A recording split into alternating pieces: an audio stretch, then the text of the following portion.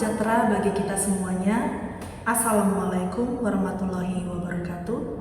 Perkenalkan, saya Ade Yuliani Sihaan SHMH, dosen tetap Prodi S1 Ilmu Hukum, Fakultas Hukum Universitas Dharma Agung dengan NIDN 01010790. Perkenankan saya menyampaikan terkait mata kuliah yang saya ampu yang sesuai dengan bidang keahlian saya, yaitu mata kuliah Hukum Lingkungan, di mana proses pembelajarannya menggunakan metode DIA, yakni Delivery, Interaction, and Assessment. Mata kuliah ini ditujukan untuk mahasiswa Fakultas Hukum semester 4 dengan kode mata kuliah P103413 berbobot 2 SKS, diselenggarakan dalam 16 kali pertemuan tatap muka dengan rincian 14 kali pertemuan materi dan 2 kali pertemuan masing-masing ujian tengah semester dan ujian akhir semester. Mata kuliah Hukum Lingkungan membahas terkait konsep dasar dan seluruh aturan hukum yang mendasari penyelenggaraan, perlindungan, dan tata pengelolaan serta peningkatan ketahanan lingkungan hidup. Tujuan hukum lingkungan terletak pada tata pengaturan pengelolaan lingkungan secara rasional dan pelestarian sumber-sumber dayanya hingga tercegah penyusutan serta kemerosotan mutunya. Substansi hukum lingkungan jika ditinjau dari fungsinya berisi kaidah-kaidah tentang perilaku masyarakat dan dampaknya terhadap lingkungan sekitar, baik secara langsung maupun tidak langsung. Hukum lingkungan mengatur tentang apa saja yang dilarang dan apa yang diperbolehkan untuk dilakukan oleh masyarakat dan pemerintah terhadap lingkungan. Pada akhir mata kuliah, mahasiswa juga akan dibekali teknik dan mekanisme penyelesaian sengketa lingkungan, serta apa dan bagaimana alternatif penyelesaian sengketa lingkungan yang berlaku di Indonesia. Adapun capaian pembelajaran lulusan atau CPL Prodi pada mata kuliah ini meliputi CPL 1, bekerja sama dan memiliki kepekaan sosial serta kepedulian terhadap masyarakat dan lingkungan. CPL 2, mampu menguasai dengan baik azas dan sistem hukum yang berlaku di Indonesia. CPL 3, mampu mengambil keputusan secara tepat dalam konteks penyelesaian masalah di bidang keahliannya berdasarkan hasil analisis informasi dan data. Dan CPL 4, yakni mampu memfasilitasi penyelesaian sengketa hukum secara litigasi dan non-litigasi. CPL-CPL tersebut tertuang dalam RPS dan telah divalidasi oleh Ketua Prodi dan Gugus Pengendali Mutu Prodi. Capaian pembelajaran mata kuliah atau CPMK yang diharapkan antara lain: CPMK 1, mahasiswa mampu memahami konsep dasar dan ruang lingkup hukum lingkungan. CPMK 2, mahasiswa mampu memahami terkait perlindungan dan pengelolaan lingkungan hidup. CPMK 3, mahasiswa mampu mengaplikasikan instrumen hukum lingkungan. CPMK 4, mahasiswa mampu menganalisis isu pelanggaran atau permasalahan hukum lingkungan. Dan CPMK 5, mahasiswa mampu menganalisis regulasi dan proses penyelesaian sengketa hukum lingkungan. Adapun referensi yang saya gunakan dalam mata kuliah ini beragam, mulai dari buku karya saya sendiri, e-book dan buku karya ahli lain, dan juga jurnal bereputasi yang berkaitan dengan hukum lingkungan. Untuk sistem pembelajaran pada mata kuliah ini menggunakan sistem sinkronus dan asinkronus, di mana bentuk perkuliahan asinkronus dilakukan dengan menggunakan Google Classroom yang biasa saya lakukan untuk memberikan tugas mandiri. Metode pembelajaran yang digunakan dalam mata kuliah ini adalah experiential learning dan project-based learning dengan metode persentase interaktif, demonstrasi, kolaborasi kelompok, dan respon kreatif. Selain metode ceramah, interaction pada mata kuliah ini melibatkan komunikasi dua arah antara dosen dan mahasiswa berupa diskusi, tanya jawab, kolaborasi, dan refleksi bersama. Kemudian untuk asesmen ataupun sistem penilaian yang saya gunakan mencakup asesmen informatif, di mana proses penilaian dilakukan ditinjau dari absensi, kuis, tugas proyek individu maupun kelompok, dan juga penilaian sikap serta keterampilan di dalam kelas. Selanjutnya asesmen sumatif untuk penilaian akhir berupa nilai hasil UTS dan UAS. Sekian informasi yang dapat saya sampaikan terkait mata kuliah Hukum Lingkungan untuk mahasiswa S1 Prodi Ilmu Hukum Universitas Dharma Agung. Berikut akan saya tampilkan cuplikan video proses pembelajaran pada mata kuliah Hukum Lingkungan dengan materi pertemuan keempat secara sinkronus di dalam ruang kelas. Mari kita simak bersama.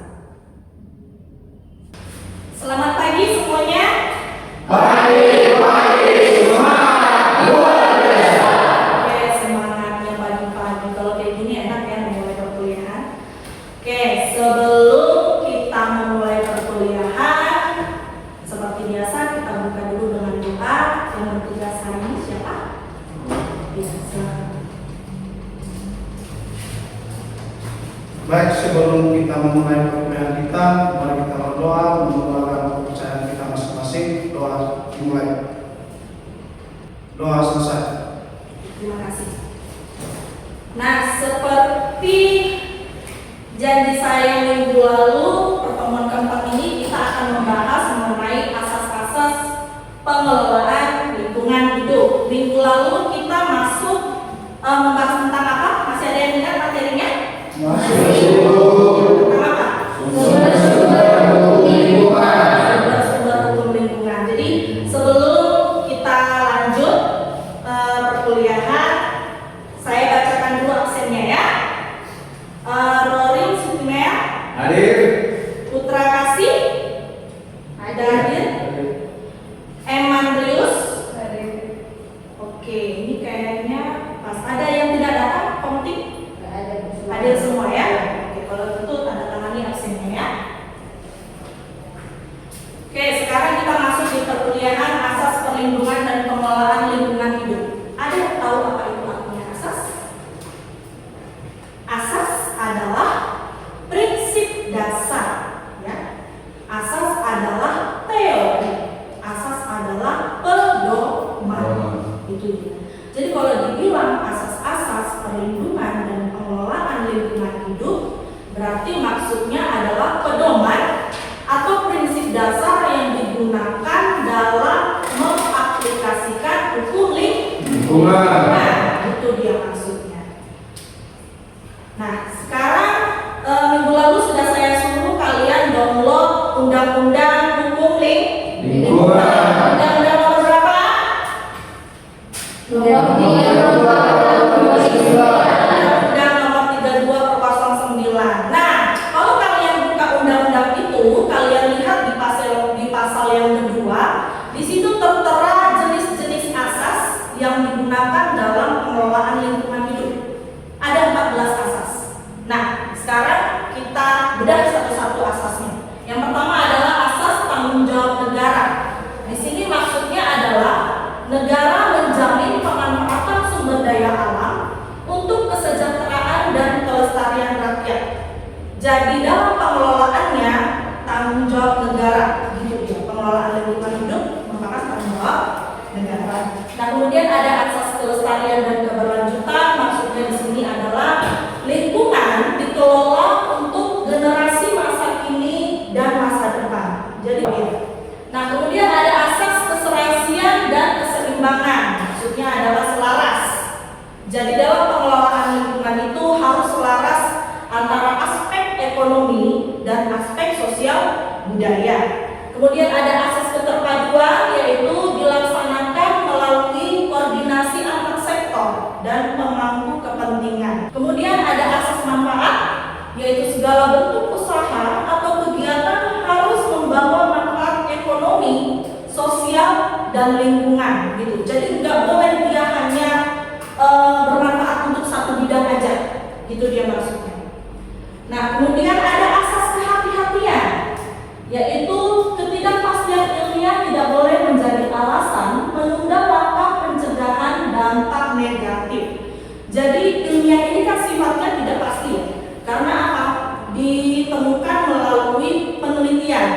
penelitian ini ada yang dampaknya positif, ada yang dampaknya negatif. Nah, itu dia. Jadi maksud dari asas ini ialah untuk menghindari dampak negatif.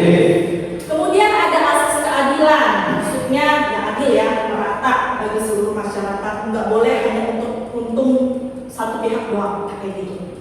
Ada asas ekoregion, yaitu pengelolaan lingkungan hidup harus memperhatikan karakteristik sumber daya, ekosistem dan kondisi geografis lokal. Kemudian ada asas keanekaragaman hayati. Jadi pengelolaan lingkungan hidup itu harus melindungi ekosistem, bukan merusak ekosistem. Gitu dia.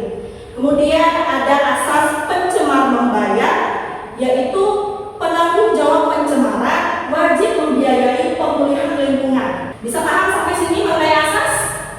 Jenis asasnya ya. Kemudian asas pengelolaan lingkungan hidup bukan sekedar teori, melainkan pedoman wajib bagi pemerintah, pelaku usaha, dan masyarakat. Nah, implementasi asas ini menjamin tercapainya sustainable development. Apa tuh sustainable development? Pembangunan berkelanjutan.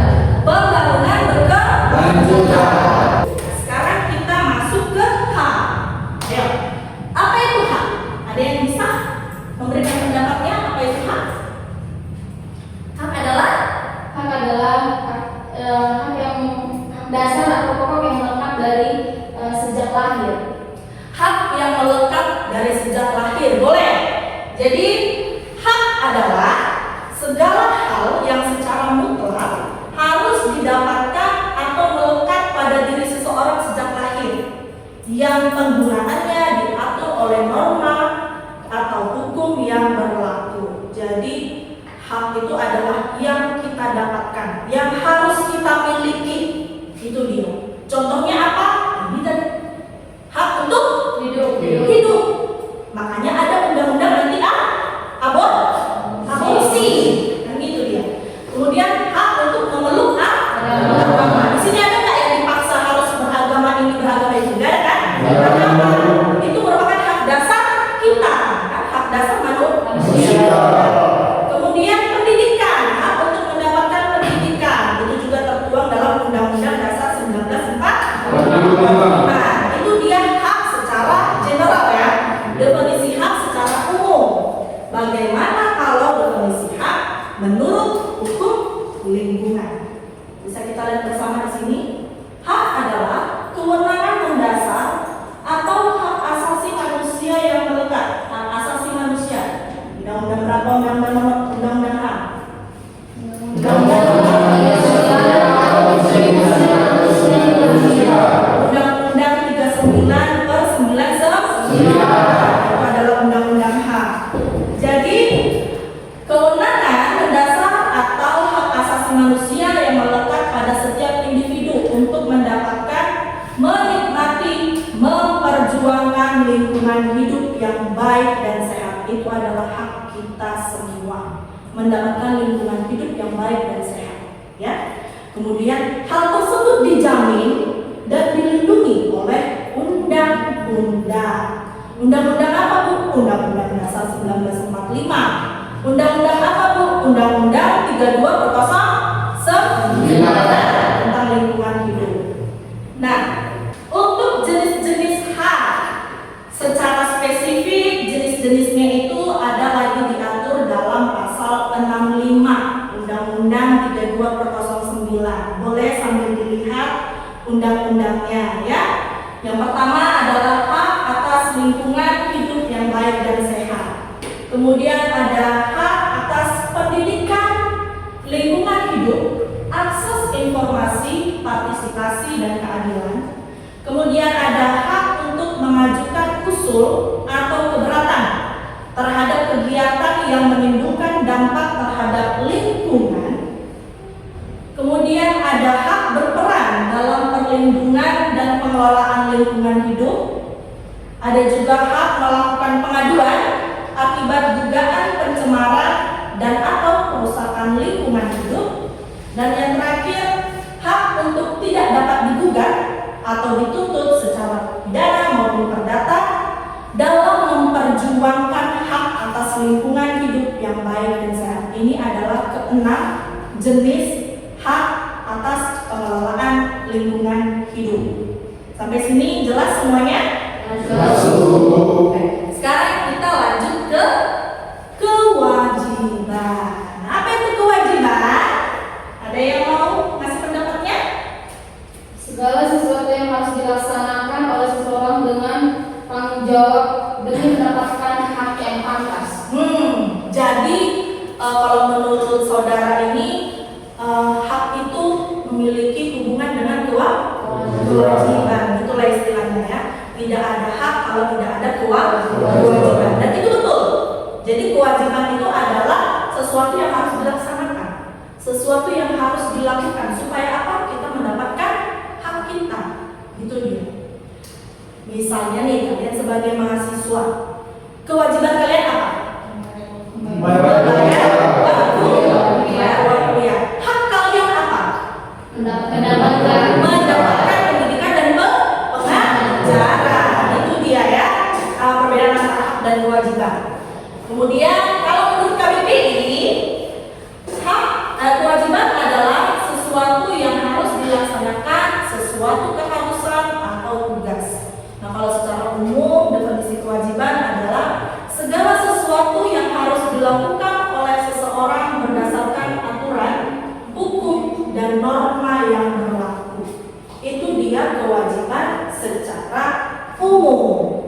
Kalau dia secara hukum lingkungan, dalam konteks hukum lingkungan, kewajiban adalah tanggung jawab hukum yang mengikat pemerintah atau pelaku usaha dan masyarakat untuk menjaga kelestarian fungsi lingkungan hidup serta mencegah dan menanggulangi pencemaran atau kerusakan lingkungan. Nah, kalau dalam kewajiban aspeknya terbagi menjadi 3. Yang pertama adalah kewajiban masyarakat, yang kedua adalah kewajiban pelaku usaha, dan yang ketiga adalah kewajiban pemerintah. Kewajiban pengelolaan lingkungan. Nah, di dalam pasal 67 Undang-Undang 32/09 itu juga diatur atau diberikan jenis-jenisnya lagi secara spesifik. Seperti yang kita lihat di depan, jadi setiap orang wajib memelihara kelestarian dan fungsi lingkungan hidup, ya.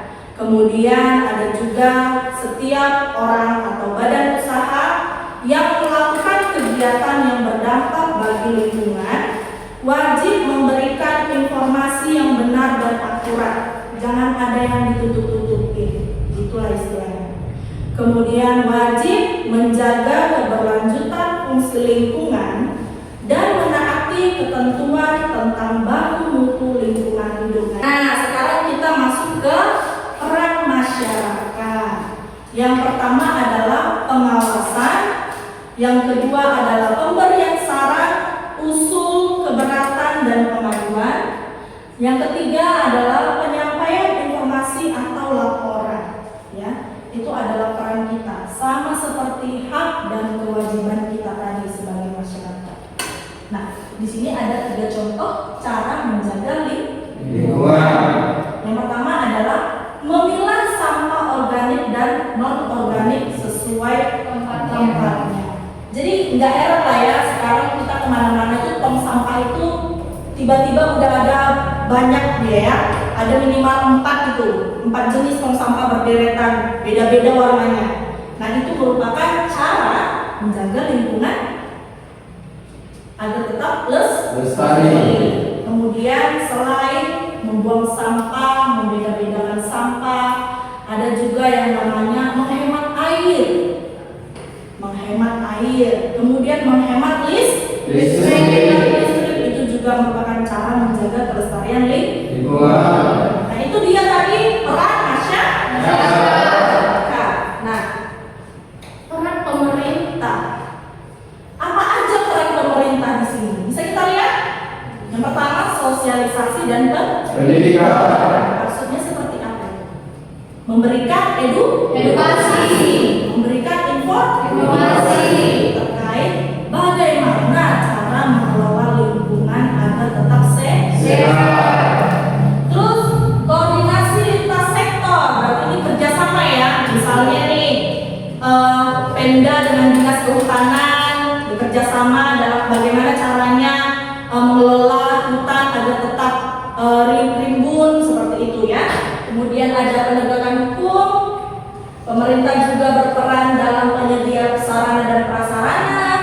membuat kebijakan atau peraturan, kemudian pengawasan.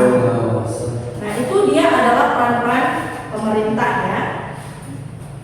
Nah, di sini ada contoh dari sosialisasi. Maksudnya kayak mana Bu? Sosialisasinya kayak gini. Sosialisasi pengelolaan sampah. Biasanya yang kayak gini itu selain ke kampus, ke sekolah, juga dia ke perkantoran gitu ya.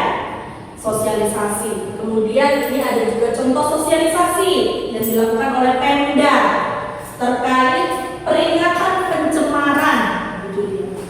Jadi disuruh hati-hati jangan sampai melakukan pencemaran gitu. Nah, ini adalah contoh koordinasi antar sektor. Iya nggak? Antar siapa? Antara pengawas lingkungan hidup dengan dapur MPG. Jadi maksudnya seperti apa tuh? Di sini konteksnya sampah-sampah dari NJD itu kemana dikelola? Bagaimana cara mengelolanya? Kalau dia baik, maka itu akan diedukasi kepada dapur-dapur MPG ya yang lain. Itu dia maksudnya. Paham sampai sini? Nah, yang terakhir, nah ini adalah peraturan ya, contoh regulasi. Bisa kita lihat bersama di sini. Ini termasuk ke dalam surat edaran.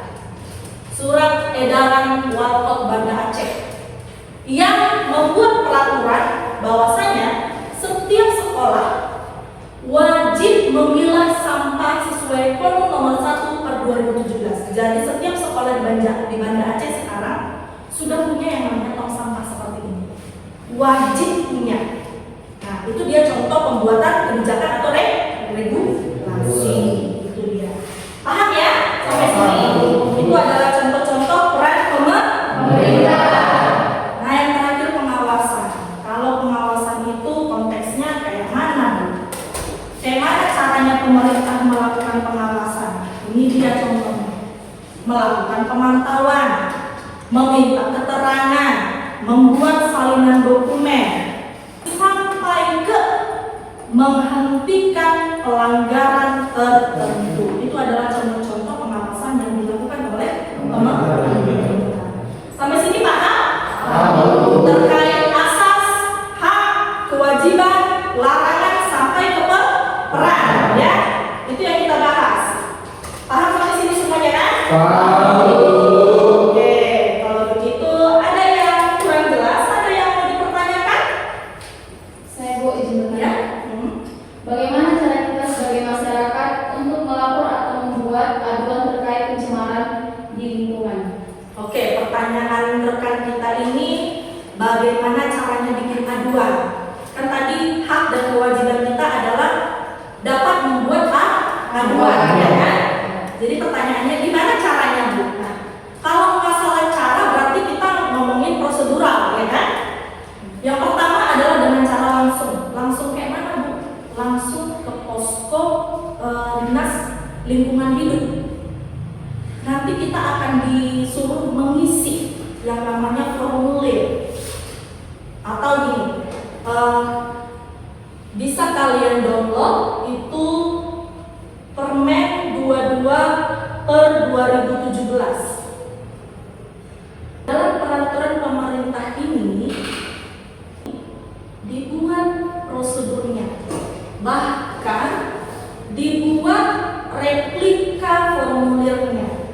Bisa kita lihat bersama nanti di sini ada contoh formulir aduan yang bisa kita berikan kalau kita mau melaporkan sesuatu hal atau mengadu terkait pencemaran lingkungan.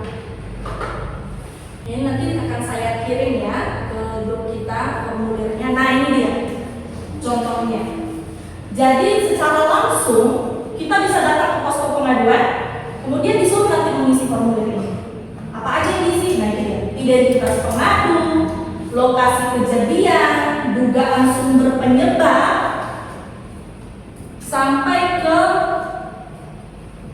uraian kejadian, terus penyelesaian yang diinginkan. Bukan, kita juga bisa memberikan usul ya. Jadi kami maunya atas pencemaran lingkungan ini saya maunya selain dikenakan atau dituntut sanksi pidana, juga harus memulihkan lingkungan yang sudah dicemari, juga harus mengobati orang-orang atau masyarakat yang terkena dampak lingkungan. Itu dia, bisa itu dituang dalam sini, ya. Kemudian ada dia pernah menyampaikan pengaduan atau tidak, dan yang terakhir nanti ada tanda tangan. Biasanya verifikasinya itu sampai 3 hari.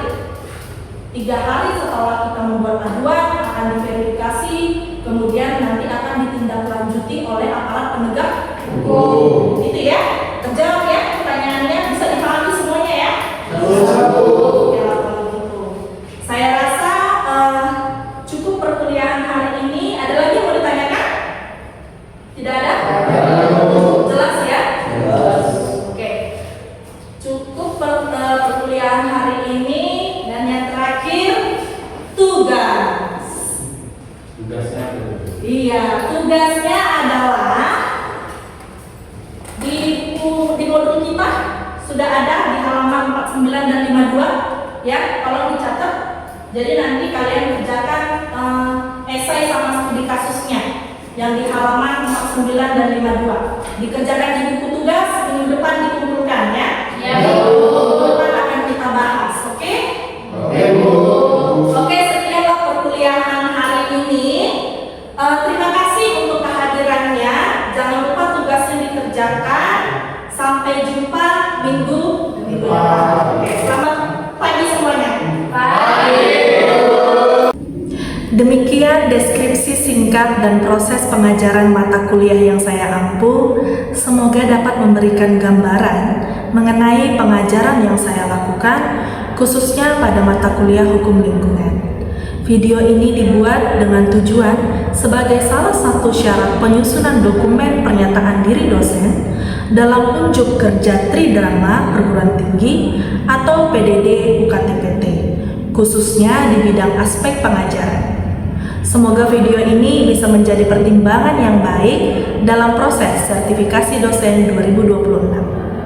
Pada kesempatan ini, saya juga mengucapkan terima kasih kepada seluruh tim penilai dan panitia sertifikasi dosen tahun 2026, terkhusus kepada Sumber Daya Direktorat Jenderal Pendidikan Tinggi atau Dirjendikti dan juga Kemendikti-Saintek, serta terima kasih kepada Universitas Dharma Agung, S1 Ilmu Hukum Fakultas Hukum, serta seluruh rekanan dosen dan juga rekan mahasiswa.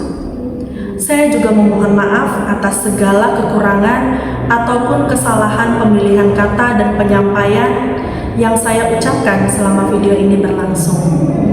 Sekian yang dapat saya sampaikan. Wassalamualaikum warahmatullahi wabarakatuh.